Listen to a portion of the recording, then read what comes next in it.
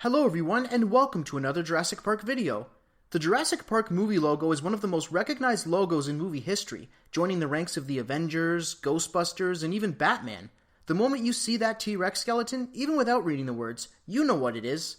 The Jurassic Park logo has gone through many changes over the past 20 plus years, so today I'm going to talk about those changes, the evolution if you will. So let's get started. The origin of the original Jurassic Park logo has quite an interesting history. It goes all the way back to 1990, the year of my birth coincidentally. The logo initially came from a design by Chip Kidd. One day, Kidd went to New York's Museum of Natural History and bought a book in the gift shop. On one of the pages, there was a T-Rex skeleton. Kidd was quite intrigued by this picture, so he took the picture, put it in a photostat machine, taped a piece of tracing paper over the photostat, and began reconstruction of the skeleton. After lots of hard work, he came up with the classic T-Rex skeleton design.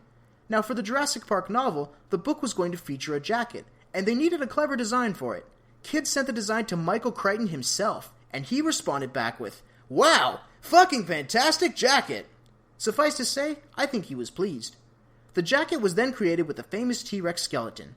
This was just the beginning. With the success of the Jurassic Park novel, a movie adaptation would be in the works. MCA Universal expressed interest in buying the rights to the image, but despite this, they didn't go with Kidd's design right away. They went through a few different designs first. Here are some designs by Terry Lamb, and here are some designs by William Stout. Ultimately, Kidd's original design was eventually selected, so Sandy Colora took Kidd's design and used it to design the final logo for the film. This is the iconic logo we're all familiar with today. With the success of the Jurassic Park movie, there were naturally plans for a sequel to be made.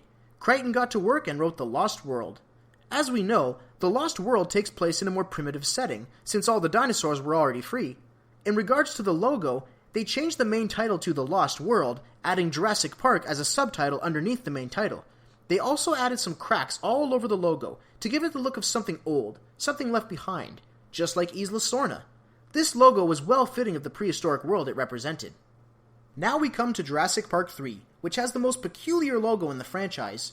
When Jurassic Park 3 came out, there was a lot of promotional material, posters, and merchandise, and one of the most noticeable things about them was the film's logo.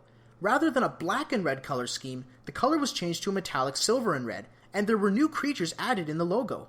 There were a couple pteranodons added at the bottom, but the biggest change was the featured dinosaur. It was no longer a T-Rex, it was the Spinosaurus, the newest star of Jurassic Park. At first, the logo was going to feature a Baryonyx, but it was eventually replaced with the Spinosaurus.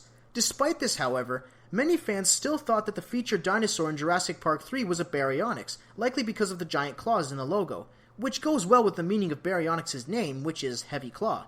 In the movie, Billy mistakes the Spinosaurus for a Baryonyx, which, in a way, sort of addresses the confusion, but it was Alan Grant who set the record straight.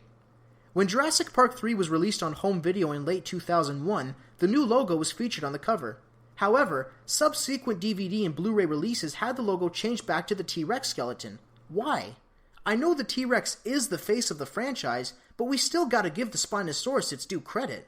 The Spinosaurus was the star of Jurassic Park 3, and that's what made Jurassic Park 3 stand out from the other movies. It featured a new dinosaur as the main antagonist. While there doesn't seem to be an official explanation as to why the logo was changed back to the T-Rex, I decided to read between the lines, ask around, and look over the internet for some information, and from what I gathered, there are likely two reasons why the logo was changed back. One of the reasons may have been to maintain consistency with the other movies, since they all feature the T-Rex in their respective logos. Maybe they just wanted to keep it the same across the board. The other reason it may have been changed back may have been because of fan reception. Now, I might do a separate video on this topic in the future, but to give you an idea, the Spinosaurus is arguably seen by some people as the black sheep of the Jurassic Park franchise. It killed the T-Rex in a quick and unrealistic fashion, and sort of took most of the heat for the film's flaws, which I don't think is fair. So because the Spinosaurus was not well received by many fans, the logo could have been changed back to the T-Rex skeleton to try and distance the Spinosaurus from the movie, which is kind of pointless considering the Spinosaurus is the main star of that movie anyway.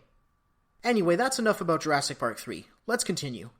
14 long years after Jurassic Park 3, we finally got the long-awaited sequel, Jurassic World.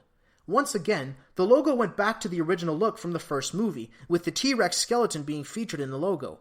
The only difference is that there were two new color schemes for this logo, because there are two variations of it. One version of the logo has a dark, stony look to it, with a dark gray color scheme. This logo was used primarily in advertising, such as movie posters and TV spots. The other variation of the logo has a blue and silver color scheme. This logo can be found in various scenes of Jurassic World, and it was used in the Jurassic World toy line. I like this logo because I feel it represents the novelty of Jurassic World itself.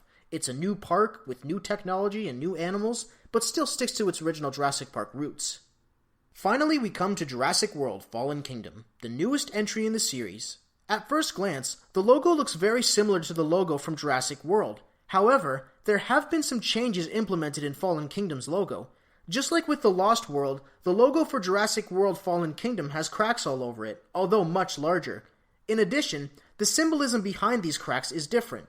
With the Lost World, the cracks more or less symbolize something old and left behind, whereas in Fallen Kingdom, the cracks symbolize destruction, as in the destruction of Jurassic World from the erupting volcano.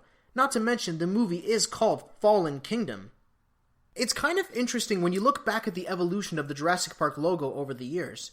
Each one represents a particular movie, and each stand out in their own way. I'm such a big fan of the logo in general, I had part of it tattooed on my body. And on a final note, I'm excited to see what the design for the last sequel is going to be in a few years' time. It's supposedly the last movie, so let's hope it's a good one. As I wrap up for today, I'd like to tell you about DinosaurDetector.com, where you can find all kinds of dinosaur merchandise, such as figures, toys, t-shirts, and the aptly named Dinosaur Detector mug. Watch out for ripples! There's something here for any dinosaur lover, and for a limited time, if you go to the website and use the code Prutchick, you'll get 10% off your purchase. Every little bit helps. Check it out. And that wraps up another video by Jeremy James Prutchick. Which movie logo was your favorite? Talk about it in the comments. Thank you for watching. I'd love it if you could subscribe to me and check out some of my other videos too. Thanks again, and I'll see you next time.